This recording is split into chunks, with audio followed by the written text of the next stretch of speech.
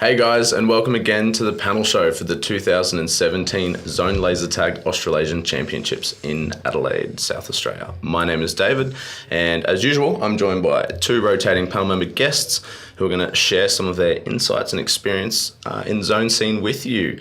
I'm fortunate enough this morning to be joined by Simi on my left, who is a current member of our Nationals Committee, and the legendary Doug on my right, who, well, he's about to explain what he does. Doug, tell us a bit about your history and what your roles and responsibilities within the competition are.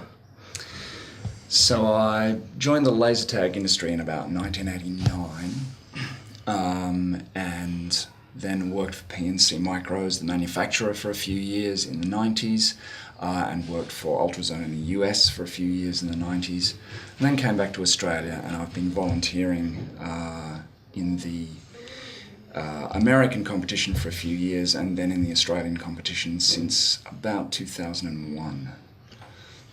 Wow, so you have been involved in American competitive scene? Yeah, in 1996, which was the second Ultrazone Nationals, we needed a fixture for 15 teams in the tournament. Because there's 3 teams in every game in zone, it's more difficult to generate a round-robin fixture than it is for a lot of other sports. So I kind of wandered around in a haze in the Ultrazone office for a couple of days until I figured out how to actually create that fixture. And then I've sort of been the maths guy for the tournament ever since. Okay, so with regards to that's an interesting point. We do have a 3-team game, and that can make it exceedingly difficult to schedule. Have you when creating the grids? Have you used a basis from another sport or anything else, or did you organically create this from scratch? I invented a piece of mathematics, which it turned out that I was one of a variety of people to reinvent over history. It's called Galom rulers, named after one of its several inventors. And you use a series of these Galom rulers, which effectively have marks on them, and then the distances between those marks, the distances between the teams, and you construct several of these rulers, and then you wrap them around in a sort of a diagonal repeating pattern, and that lets you set up a fixture where every team plays every other team exactly once. Wow. I am certainly very grateful to have someone like you to be able to do that, because I certainly would have no idea what I'd be doing in that situation. Simi, you're a member of the Nationals Committee. Yep. Why don't you tell us a bit about how you got involved in laser tag and what led you to end up on the committee, and a little bit about what the committee does? So I've been playing laser tag now for about 20 years.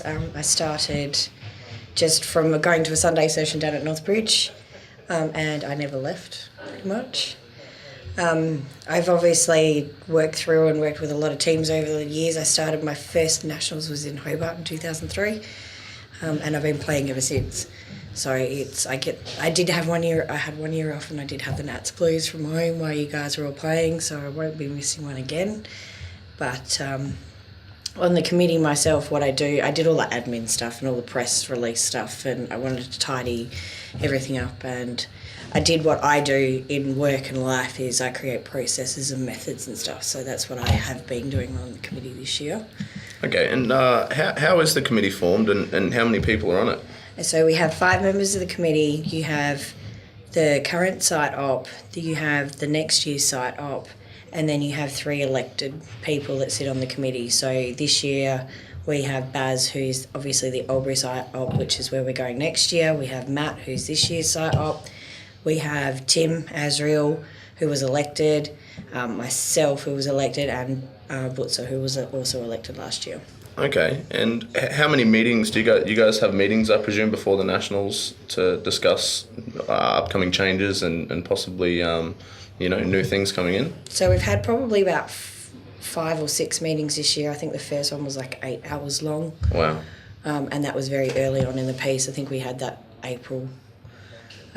There's a lot of hours that go in. I know personally I was running on probably no sleep for a few months there, or 4 or 5 hours sleep, do my job and then come back and have stuff for the committee. So if you had to hazard a guess at how many hours that you've given up of your own time to just this Nationals, you had to pull a number out, what would it be? It's probably averaging somewhere around 15 plus hours a week. just to the committee stuff. And that's answering everyone's Facebook messages and everything else and their questions once we posted something up, and things would go great. When we posted up something, that's when I would get extremely busy and the phone would go. So it's really hard. But yeah, it would be somewhere around 15 because I'd take every Friday night off just to work on committee stuff for a while there. Are you planning on going again for the committee for next year? Yes. I've still got a few things I want to work through. So this year it was just mapping out what all the volunteers did, and then I would like to get the structure again nailed down because the only one we currently have is one that Doug did up many moons ago, and do the structure and more formalise it. So the things that we had this year where we had Doug, Vector, Beefy and Dorky, they didn't have a voting role, but they were there to guide us and give us advice and pipe in because they had some history on things that had happened in the past, so we don't try to redo things. So we'd like to formalise those roles and start documenting things so it makes it easier for the next committee, because it's really hard to know how much you've rehashed over each committee that's already been hashed by another one, and you're just repeating the same thing. Yeah, exactly. So what would you say were the key focuses for the committee this year, and what message do you leave for the committee next year? This year, I think one of our big things was we were pretty transparent. All of our decisions were made very, very public, and things like that, which I truly believe, and I think having the volunteers that we did in those chats made sure everyone knew that there was nothing.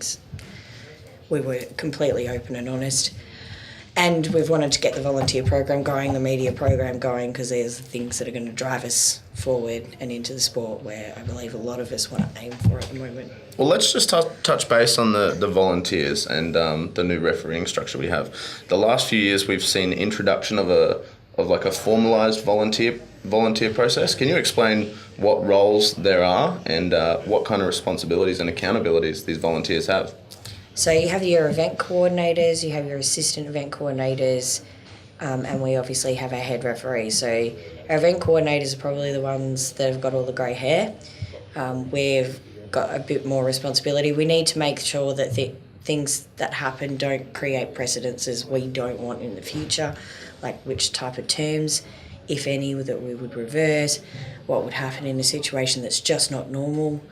And we also get all the players after game that are heated and really revved up and running on adrenaline that aren't quite happy with something that happened in the arena. So you need to make sure that you keep those smooth, because that way we can keep the comp going. The assistants, they do all the pack room stuff. They get the games in, they help announce things to allow the EEC to walk around and talk to the players and things like that. Doug's been doing that for years. He wrote a lovely little guide on what you should and shouldn't do and stuff like that when you're being an event coordinator. Doug, have you found that these volunteer roles have made your job easier at Nationals? It's more spread out over a larger number of heads, and on the one hand that means it's easier to drop things in the gap. Oh, I thought you were doing that. Oh, I thought you were doing that. But yes, it definitely means that I am running around much less. I get to focus more on the things that I'm focusing on. So overall, yeah, it's definitely an improvement. For anyone that's considering becoming a volunteer, Simi, do you have to be a experienced player, or can you do it? Is it something that you can do in your first year? What type of people are you looking for to fill those roles? So we don't recommend first years do the volunteer program, just so they can have a look at what the volunteers are doing. You are giving up a lot of your social time when you do it. We are just looking for people that really want to help out, and there's everyone at Nats, there are people that just want to help out. They're happy to do anything for you, from making coffee to whatever. But we are looking for those very mature, level-headed, responsible people that are leaders in our community, because at the moment we're not in a position where we can pay people to help out. So they need to have some kind of awareness of what they are doing and the rule set. But we have got Beck from last year and Paige from last year. They were first years and they are fantastic. Okay. Doug, just going back to some of the scheduling, what kind of things, what do you take into consideration, and what do you factor when generating cascade draws? And you know, I understand you try and be mindful of how many people you have in the venue at any one time. There are lots of factors, not just getting teams that are close on the ladder to play with each other. What else do you consider when generating those grids? So there's a series of different shaped grids for different parts of the tournament and for different minor tournaments. So some of the constraints are different, but yes, I have a piece of software which does that for me, and I build rules into that software and tell it to try and satisfy all the rules at once as best it can, and tell it how important each rule is and get it to trade off. And if it turns out that it's gone too far in one direction, then I'll decrease the importance of that rule a bit and run again. And there are rules in there like trying to minimise the number of teams on site at any one time so the lobby doesn't get too crowded, trying to minimise the amount of time each individual team is on site so they don't have a game at 9 a.m. and then another game 3 hours later, then another game 3 hours later, then another game 3 hours later. Trying to ensure that everybody plays the same colour the same number of times, and then when we get to cascades, trying to make sure everybody has an even difficulty spread, not just that they play teams near them, but that the average rank of those teams works out so that they play some teams harder than them, some teams easier than them. And in the cascade there's a setup where you'll play one incredibly hard game where you've got two teams much harder than you, and then later on down the system you'll be one of the top two teams in that game, and then another one of your games you'll be the top team in that game. And the idea is that it all averages out over the cascade so that everybody gets a draw which is comparable to everybody else's draw.